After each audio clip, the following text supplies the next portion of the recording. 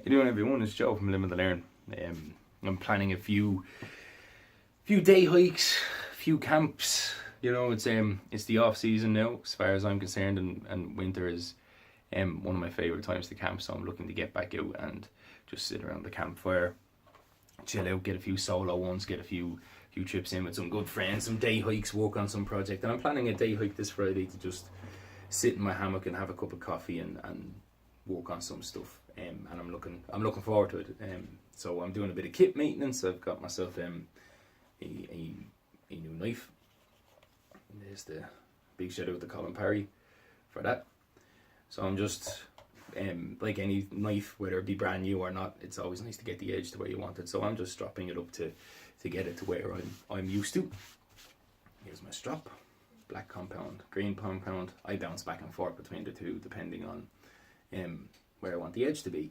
But I thought I'd sit down and have a chat because I haven't had a chance to talk about my trip to Sweden and stuff like that and put up photos. I'm still gathering the photos together, and I'll hopefully get a photo dump together soon enough. But one of the things that fascinates me most, and actually what got me into this hobby we call bushcraft, survivalism, outdoorsmanship, whatever you wish to call it, what got me into it was I was in college, and I'm fascinated by psychology in all its shapes and forms, and how the human mind reacts in various scenarios and stuff, because I think having control over certain inbuilt reactionary type stuff is not only great for everyday life but also great for being outdoors. But at the time I had no real interest in it. I'd been doing some shooting and some hunting and stuff, but I wasn't interested so much in the craft that we have now, or the craft that I partake in now.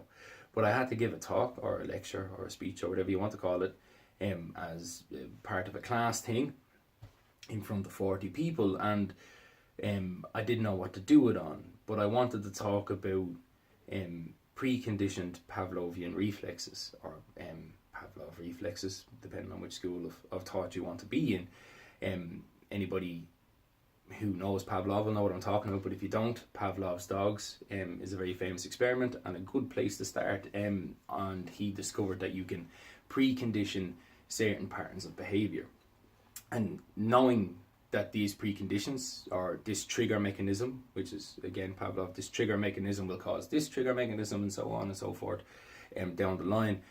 And the way I wanted to get that across in scenarios that people could understand, not so much with dogs but with people, and an awful lot of the scenarios for them are pretty morose, so I didn't want to go about that way. So I started looking at survival situations, famous survival situations and non-famous ones. I studied an awful lot of lone survivor plane crashes and used them as an example, because these were people who may not have skills, didn't use bushcraft per se and stuff, but how they either overrode or their preconditioned fears didn't kick in and how they got through it. And I became fascinated by the mentality behind survival, and that led me down the road which where I am now, because I'm like, well, here, look, if that scenario ever happens to me, especially when you're spending 6 months reading about how everybody has landed in these scenarios on various different trips, you kind of start thinking to yourself, well, maybe I might do something to prevent this happening to me, especially since I'm outdoors and stuff like that. Next of all, we're here. But on this trip recently, something happened that has never happened before. Anything else that I've been in, like the walking on the ice, was just missing topography. There was no psychological stuff involved in that. The forest fire, yes, there was psychological stuff involved in that, but that was preconditioned patterns of behavior, where, packing away my gear at night and so on and so forth, that the forest fire was beyond my control, but my preconditioned patterns of behavior allowed me to affect that situation. So this trip, though, something completely different happened, where like even my mind was overridden, and a group mentality, a herd mentality had formed. So I'll lay it down for you, and you can make what you want of it. We had set out that morning. It was the second day of the hike. We were originally planning to canoe, but with the weather forecast and weather reports that we were going to have one good day for canoeing, 2 bad days for canoeing, 1 good day for canoeing, so we decided to leave that at home and just hike the trail rather than canoe the trail. And that was fine. So we set off the second day with a good night's rest under us, dry gear, full bellies, plenty of vim and vigour and good energy. And we had a 6 kilometre walk ahead of us. And one thing I love about the group of guys I go with is that the egos are left at home, in the tent, in the wind shelter. They're just, egos aren't there. Because the one thing I've found out of most of these scenarios is the ego. Ego will get you killed faster than anything. And it will split group dynamics apart like nobody's business. There's no harm in being humble and saying that the next man is, or the next person to you is better at something than you are. Or no harm in saying to somebody that, here, maybe I can help you, I have a bit more experience there. Ego, I found, is usually the base, unless it was an accident caused, but ego is usually what most of these things start in. 127 hours would be a prime example of that. So they're kind of left in check. So that enabled us to walk this 6 kilometers with people feeling that they could take a rest, that they were part of the inclusion, that they weren't trying to keep pace with. Like my brother is a fairly fit guy, carries a very minimal kit, he can cover ground like a gazelle. I'm kind of somewhere in the middle.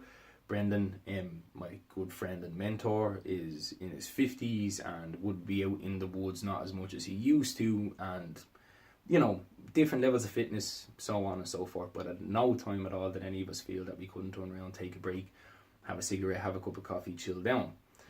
The 6 kilometre walk that we had to do was heading on a north bearing as the crow flies to the next lake. We looked at the topographical maps and all the features that were involved in it.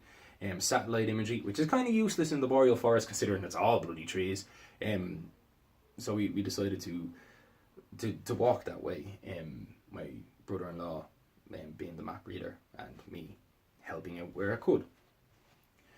So we walked and came across some absolutely beautiful features, probably walked through some of the best landscapes that I've ever been in. Pine trees so big that even I couldn't get my arms around them. Birch trees so tall and so straight that it boggled the mind.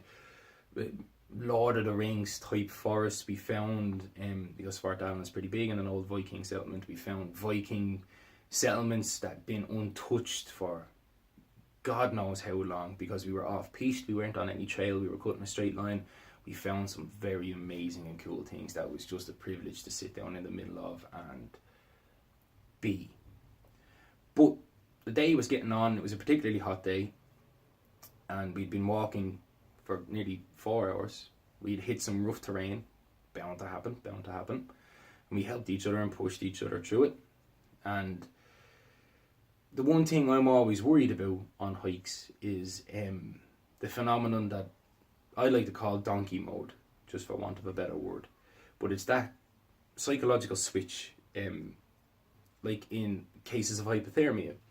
That switch where you've gone so, like, it's so fascinating, especially cases of hypothermia, when a person knows that they're in deep doo-doo and stuff is going south and it's going south really fast, and then something in their head just switches. Like when they sit down in the middle of a blizzard, as several times that this has happened over, there's many case studies on it, where you're walking, people are getting cold, and then next of all they're like, no, that's it, I'm just going to lay down here, and the rest kind of plays out the way it rests.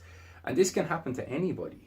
You could push yourself too far, or push part of your troop too far, or your troop can push you too far. Then all of a sudden you say, that's it, I'm done. Halfway in the middle of nowhere, I'm camping here for the night, even if it makes no sense to do so, because we needed to restock water and stuff like that. You know, we didn't want to be carrying 6 litres of water from lake to lake with us, so we had to get to the next lake.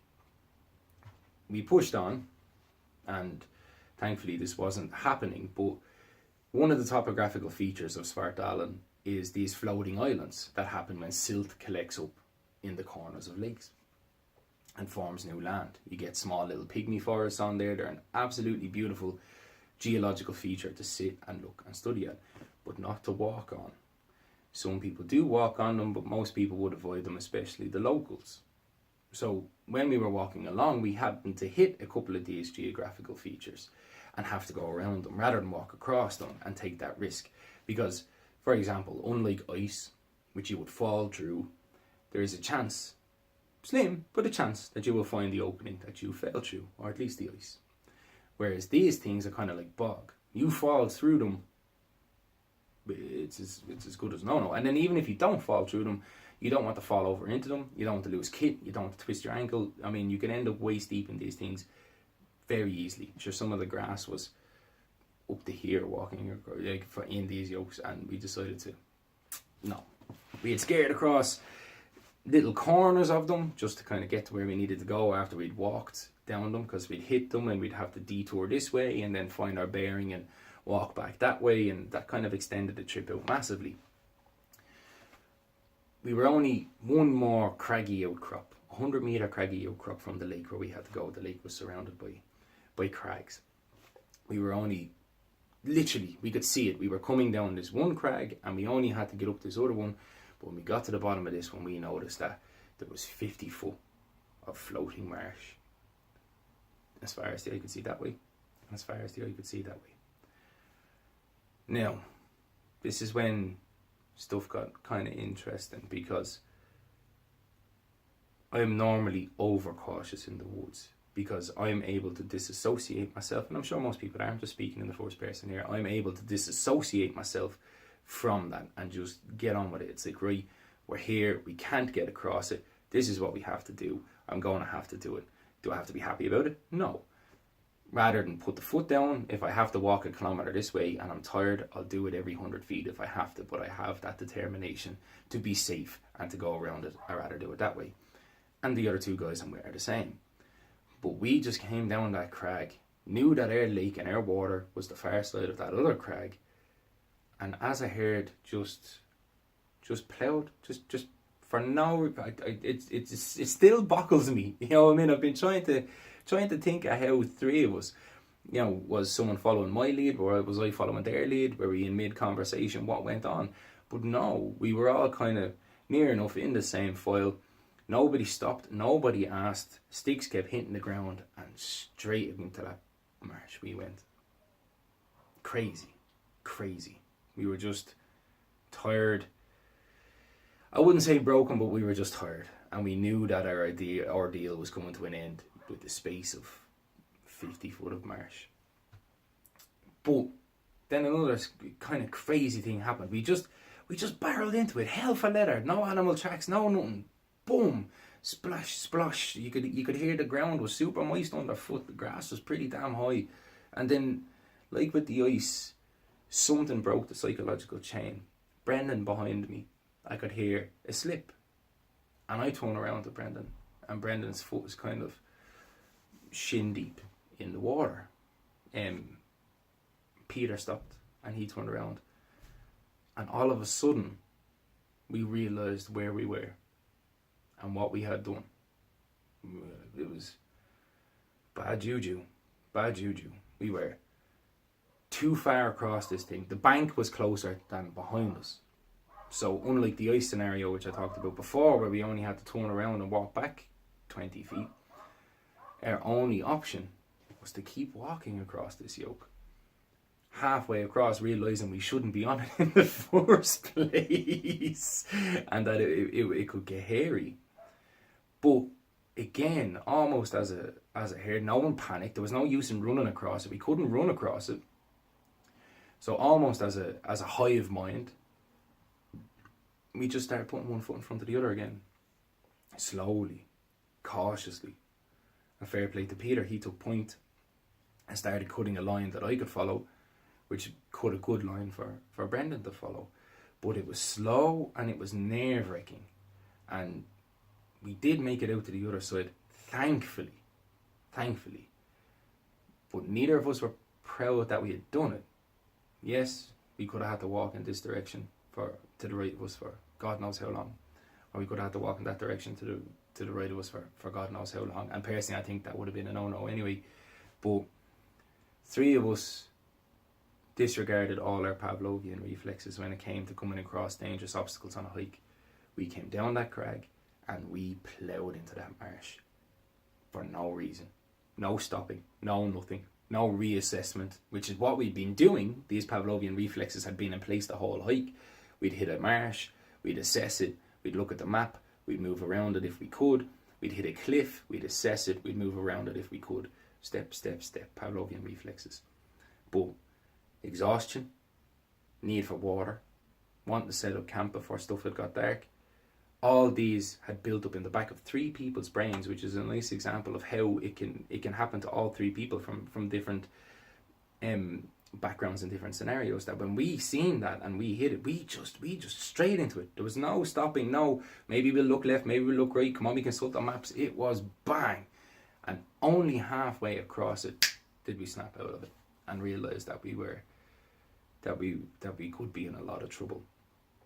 Thankfully, we got across it, climbed the crag, seen our lake where we were going to stay for the night, and had a nice sit down.